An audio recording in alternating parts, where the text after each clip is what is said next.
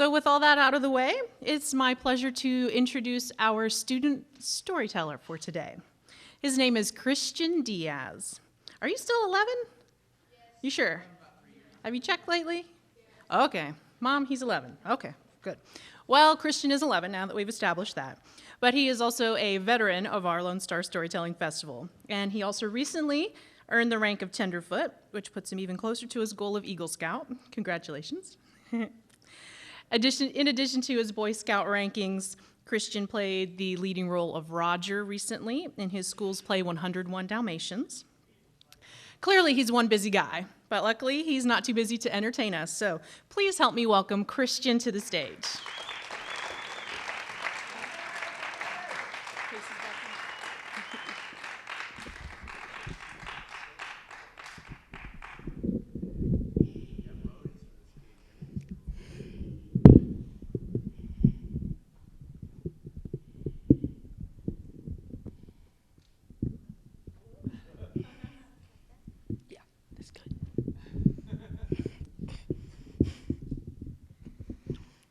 I'll be telling the story, The Three Little Wolves and the Big Bad Pig.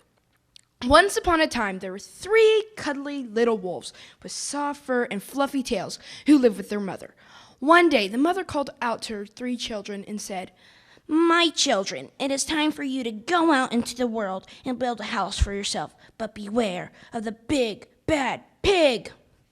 "Don't worry, Mother, we'll watch out for him," and they set off. Soon they met a kangaroo pushing a wheelbarrow full of red and yellow bricks. "Excuse me, ma'am, will you give us some of your bricks?" "Certainly," and she gave him lots and lots of red and yellow bricks. Soon they built themselves a house of bricks. The very next day, the big bad pig came prowling down the road and saw the house of bricks. The three little wolves were playing croquet in the garden. When they saw the big bad pig coming, they ran inside the house and locked the door. The pig knocked on the door and grunted, little wolves, let me come in." "Not by the hair of her chinny chin chin. We won't let you in, no, we won't let you in." So he huffed and he puffed, but the house didn't fall down. But he wasn't called big and bad for nothing. He brought his sledgehammer and he knocked the house down. The three little wolves managed to escape, but they were very frightened indeed. "We shall build an even stronger house." Soon they met a beaver mixing concrete in a concrete mixer. "Excuse me, sir, will you give us some of your concrete?" "Certainly," and he gave him bucket after bucket of messy, slurry concrete. Soon they built themselves a house of concrete. The very next day, the big bad pig came prowling down the road and saw the house of concrete. The three little wolves were playing badminton in the garden. When they saw the big bad pig coming, they ran inside the house and locked the door. The pig knocked on the door and grunted, "Little frightened wolves, let me come in." "Not by the hair of her chinny chin chin. We won't let you in, no, we won't let you in." So I'll huff and I'll puff and I'll blow your house down. Even he tried that, but it didn't fall down. But he wasn't called big and bad for nothing. He brought his pneumatic drill and he smashed the house down. The three little wolves managed to escape, but their chinny chin chins were trembling and trembling and trembling. "We shall build an even stronger house." Soon they saw a rhinoceros driving a supply truck. "Excuse me, sir, will you give us some barbed wire, a few iron bars, some armored plates, and some heavy metal padlocks?" Sure." And he even gave them some reinforced steel chains. Soon they built themselves the strongest, most secure house one could possibly imagine. They felt absolutely safe. The very next day, the big, bad pig came prowling down the road and saw the secure house. The three little wolves were playing hopscotch in the garden. When they saw the big, bad pig coming, they ran inside the house, shut the door, and locked all 37 padlocks. The pig rang the video insurance phone and said, "Little frightened wolves with the trembling chins, let me come in. Not by the hair of our chinny chin chin.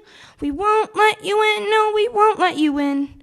So he huffed and he puffed. But the house didn't fall down. But he wasn't called big and bad for nothing. He brought some dynamite, laid it against the house, lit the fuse, and boom! The house blew up. The three little wolves managed to escape, but their poor fluffy tails were now scorched. What is wrong with our building material? Soon, they saw a flamingo pulling a cart full of flowers. "Excuse me, ma'am, will you give us some of your flowers?" "With pleasure." And she gave him vase after vase of flowers. Soon they built themselves a house of flowers. One wall was marigold, the other was daffodils, the ceiling was made of sunflowers, and the floor was a carpet of daisies. It was a rather fragile house that swayed in the wind, but it was very pretty. The very next day, the big, bad pig came prowling down the road and saw the flower house. The pig rang the blue bell and said, "Little frightened wolves with the trembling chins and the scorched tails, let me come in. Not by the hair of our chinny chin chin. We won't let you in, no, we won't let you in. Then I'll huff and puff and blow your house down."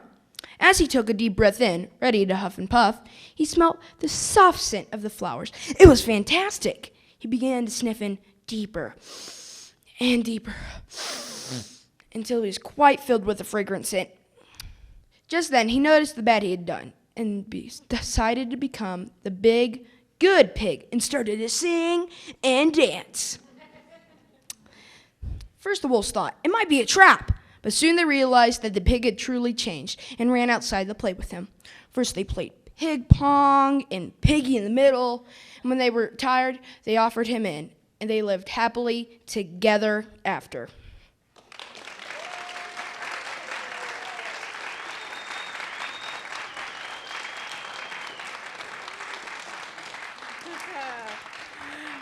Thank you, Christian. Great job.